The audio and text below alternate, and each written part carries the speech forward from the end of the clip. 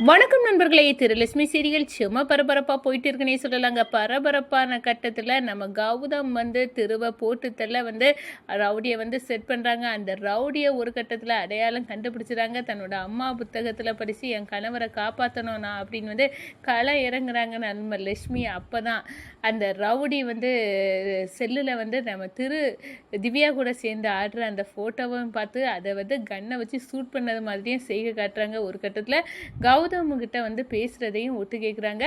இந்த பாரு, நான் அனுப்புகிற வர ஷூட் பண்ணிடுவாள் அப்படின்னு சொல்லிடுறேன். அந்த திருக்குமரன் கதையை நான் முடிக்கிறேன் அப்படின்னு அந்த இடத்துல அந்த ரவுடி பேசுகிறத கேட்டு ஒரு கட்டையை எடுத்து மண்டையை உடைச்சி அந்த ரவுடியின் மண்டையை பழக்கிறாங்க நம்ம லட்சுமி. ஒரு கட்டத்தில் பார்த்தோன்னா திவ்யா நிச்சயதார்த்தம் நடக்குது. ஆனால் நம்ம திருகிட்ட மயிட்டு சொல்கிறாங்க, இந்த பாரு, நீ தேடிட்டு இருக்க லட்சுமி வேற எங்கேயும் இல்லை, நம்ம வீட்டில் மகாவாக இருக்கிறது தான் லட்சுமி, நான் பார்த்துட்டேன் அப்படின்னு சொல்ல நேரம் அரண்டு போய் நிற்கிறாங்க நம்ம என்ன, நான் மகாவை இது வரைக்கும் பார்த்ததில்ல, அப்போது என் மனைவி லட்சுமி தான் என் வீட்டில் மகாவா இருக்கதா அப்படின்னு அந்த இடத்துல அரண்டு போகிறாங்க. இனி நீ திவ்யாவுக்கு கூட நிச்சயதார்த்தம் பண்ணியிருக்க, எப்படி நீ திவ்யாவை கல்யாணம் பண்ணிக்க முடியும் நீ மகாவுக்கு துரோகம் பண்ணுவியா அப்படின்னு கேட்க நேரம் எனக்கு தெரியல. ஆனால் இக்கட்டான நிலையில் அந்த கஜேந்திரன் பிடியிலேருந்து காப்பாற்ற நான் அவள் கழுத்தில் தாலி கட்டினேன்.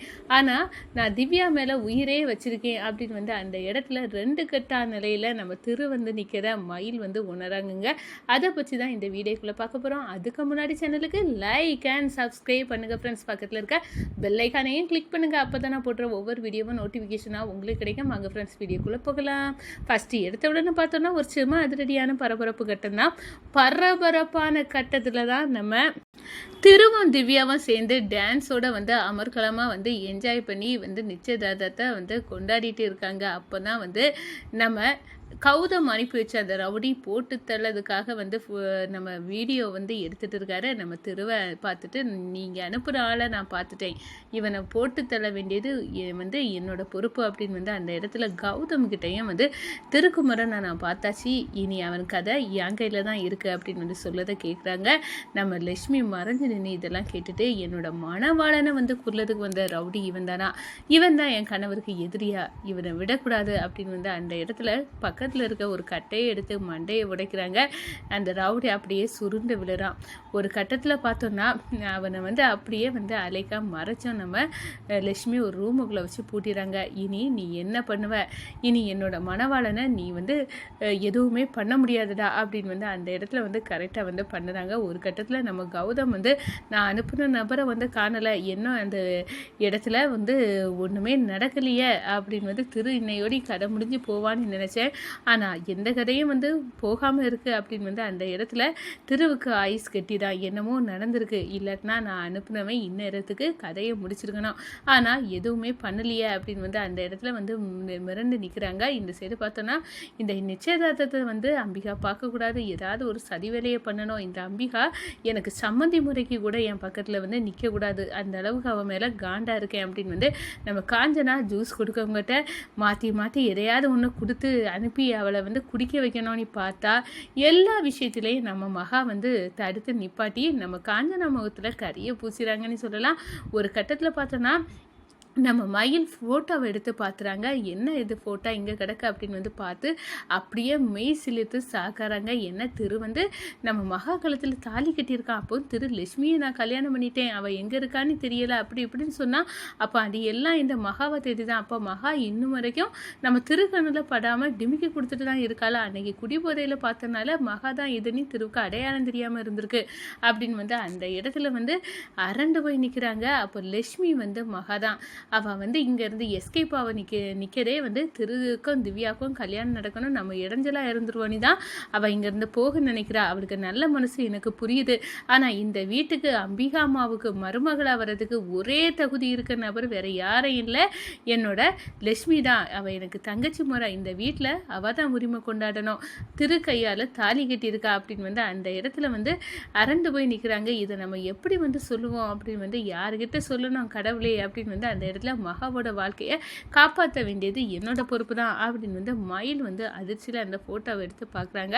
ஒரு கட்டத்தில் பார்த்தோன்னா இந்த ஃபோட்டோவை நம்ம யார்கிட்ட காட்டி இந்த நிச்சயதார்த்தத்தை நிப்பாட்ட முடியும் அப்படின்னு வந்து யோசிச்சுக்கிட்டு நேராக அம்பிகாமாட்ட போகிறாங்க. அம்பிகாமா ஒரு விஷயம் அப்படின்னு வந்து என்ன மயில் நிச்சயதார்த்த வேலை தடபுடலான்னு இருக்குது, நீ இப்போ என்ன பார்க்குறேன்னா என்ன விஷயம் சொல்லு அப்படின்னு வந்து சொல்ல நேரம் அப்படியே கதவு போட்டுறாங்க. நமக்குள்ளே இந்த விஷயமா உங்கள் பையன் வந்து மகா கழுத்தில் தாலி கட்டியிருக்கான், அதான் ஒரு இக்கட்டான நிலையில் இந்த கல்யாணம் நடந்துனே ஒருக்கா குடிபோதையில் நம்ம வந்து என்கிட்ட உளறிருக்கான் அப்படின்னு வந்து சொல்ல நேரம் என்ன மகா கழுத்தில் தாலி கட்டின அந்த ஆள் என் பையன் தானே, எனக்கு இப்போ தான் எனக்கு அதிர்ச்சியாக இருக்குது. அப்போது மகா என்னோட மருமக தானா, இப்படி ஒரு விஷயம் மயில நடந்துச்சுன்னா நான் கொடுத்து வச்சிருக்கணும் மகா என் வீட்டுக்கு மருமகளாக வர்றதுக்கு. ஆனால் இந்த சுச்சுவேஷனில் அவளை வந்து என்ன பண்ணன்னு தெரியலை. இப்போ வந்து நிச்சயதார்த்தத்தில் இந்த ஃபோட்டோவை நீ யார் கண்ணிலையும் காட்டிடாத, காஞ்சனா கவிதாவுக்கு தெரிஞ்சால் பெரிய பிரச்சனையே பண்ணிடுவாவ. அது பிறகு என் பையன் தலை நிமிர்ந்து நிற்க முடியாது, அவன் ஒரு ஏமாத்து பேரொழி அப்படின்னு ஒரு பட்டம் கிடச்சிடும். நமக்குள்ளே இருக்கட்டும், கண்டிப்பாக இந்த விஷயத்த தெருவுக்கிட்ட பொறுமையாக வந்து கேட்கலாம் அப்படின்னு வந்து அந்த இடத்துல சொல்கிறாங்க. என் பையன் எனக்கு தெரியாமல் எப்படி மகாக்களத்தில் தாலி கேட்டுனா அப்படின்னு வந்து அந்த இடத்துல போய் யோசிச்சுட்டு இருக்க நேரம் நம்ம மகாட்டே இது கேட்டுடலாம் அப்படின்னு வந்து நம்ம மகாவை பிடிச்சி வச்சு கேட்குறாங்க நம்ம அம்பிகாமா. இந்த பாரு, மறைக்காம லட்சுமி நீ சொல்லணும் அப்படின்னு வந்து சொல்ல நேரம் என்னம்மா சொல்கிறீங்க, என்ன சொல்ல வேண்டியது இருக்குது, என் பையன் தாலி உன் கழுத்தில் கெட்டுனானா, என் வீட்டு மருமகளா நீ அப்படின்னு வந்து அந்த இடத்துல கேட்க நேரம் அப்படியே இந்த அம்பிகாமாவுக்கு என்னை பற்றி உண்மையெல்லாம் யாரோ சொல்லியிருக்காங்களே கடவுளே, என்னென்ன சுற்றி என்ன நடக்குது அப்படின்னு வந்து அந்த இடத்துல மிரண்டு போய் நிற்கிறாங்க. ஒரு கட்டத்தில் பார்த்தோன்னா அம்பிகமா இக்கட்டான நிலையில் என் வாழ்க்கையை காப்பாற்ற வந்த கடவுள் தான் உங்கள் பையன்.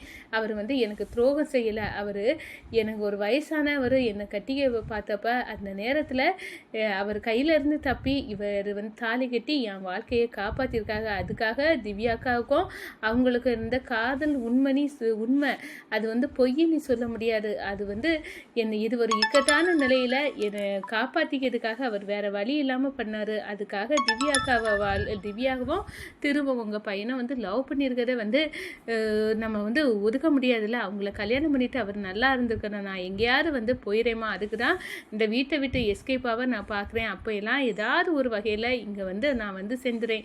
திவ்யாக்கா என் மேலே உயிரே வச்சுருக்காங்க, அப்படி இருக்கவங்களுக்கு நான் துரோகம் பண்ண முடியாதுல்லாமா அப்படின்னு வந்து நம்ம மகா வந்து சொல்ல நேரம் மகா உன்னோட எண்ணம் வந்து யாருக்குமே வராது, தன்னோட வாழ்க்கையே நீ வந்து தாரவாத்து கொடுக்குறிய மகா அப்படின்னு வந்து அந்த இடத்துல வந்து மிரண்டு போய் நம்ம அம்பிகாமா அப்படியே அரண்டு போய் நம்ம லட்சுமியை வந்து பார்க்குறாங்க. ஒரு கட்டத்தில் பார்த்தோன்னா அம்மா நீங்கள் வந்து நான் உங்களை அம்மாவாட்டு தான் பார்க்குறேன், நீங்கள் வந்து என்னோட ஆசைன்னு தெரிஞ்சுக்கிறேன்னா உங்கள் பையனும் திவ்யாக்காவும் தான் சரியான ஜோடி, அவங்க 2 பேரும் ஒன்று சேரணும், இந்த விஷயம் யாருக்கும் தெரியக்கூடாது அப்படின்னு வந்து அந்த இடத்துல சொல்லிவிட்டு இந்த என்கேஜ்மெண்ட் முடிஞ்ச உடனே நான் இங்கேருந்து போயிடுவேன் இவர் கண்ணில் படாமல் அப்படின்னு வந்து சொல்ல நேரம் மகா என்னை விட்டுட்டு போக நீ முடிவு பண்ணிட்ட இல்லை அப்படின்னு வந்து நம்ம அம்பிகாமா கேட்குறாங்க.